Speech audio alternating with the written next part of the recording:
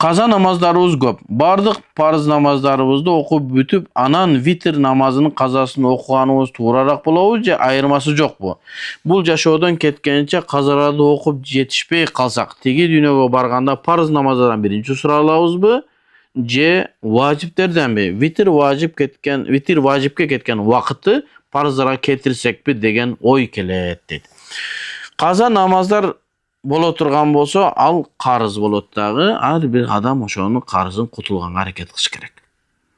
Башка бир адамдарда ушундай түшүнүктөр бар. Каза намаз окубай эле коюш керек. Болду, намаз окуп баштадыңбы?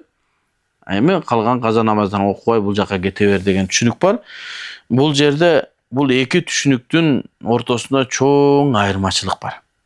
Эмне себептен биз мурда мусулман болсоң, ла иляха иллаллах Мухаммад Расулуллах деген болсоң, бирок bir sebeplerden uram же болбосо bir жалкоолук кылып намаздар каза болуп кеткен болсо, сени мусулман деп билебиз биз. Мусулманчылык мезгилинде калып калган казаларыңды эми толуктап бер деп айтабыз. Ал эми тиги адамдар эмне дейт? Сен намаз окубай жүргөн мезгилиңде сен капыр болчуң дейт. Капыр болгондон кийин sen hem kayra la ilahe illallah Muhammed Rasulullah musulman boldun, namaz okup başlaganda musulman boldun. Musulman bolgondan keyin kapır bolgonundagı günölөрүң baardygy geçirilet deyt.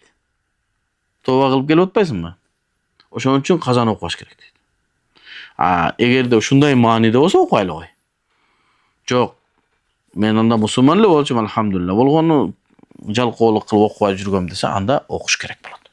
Бул мойнуңуздагы карыз. Бирөөдөн карыз акча алгансыңбы? Ошону төлөгөндөй эле Аллах Тааланын мойнуңузга жүктөгөн парыздарын аткарышыңыз керек. Витр важип бул парызда эле болгону, витр важип менен парыздын айырмасы, витр важипти окубаса боло берет десе, фасык болосуң, капыр болбойсуң. Ал эми парызды окубай койсоң боло берет десе, капыр. Ушул эле айырмасы бар. Бирок амалда экөө бирдей эле. Казада бирдей эле. Болгону витр важипка коомат азан айтылынбайт. Жөн эле окулуна берет. Ал эми башка намаздарга азан коомат айтылып, казасы окулунат. Демек, экөөнүн айырмасы аткарууда бирдей эле. Мойнуңузда витр важип калып кетти, анын казасын кылып бериш керек. Эми витр важип кыяматка барганда экөөнөн тең сураласыз. Парыздан да сураласыз, важиптан да сураласыз. Ошон үчүн мүмкүн болушунча парызды, андан кийин важиптер бир күндө бир жолу. 5 маал намазын пешин багымдатты каза кылып атасың да, витр важип 3 рекет намаз. Аз эле. Ага эч бир сарсана болбой окуп койсо, зыяны жок иншалла. Витр важипке кеткен убакытка экөө тең бирдей милдет.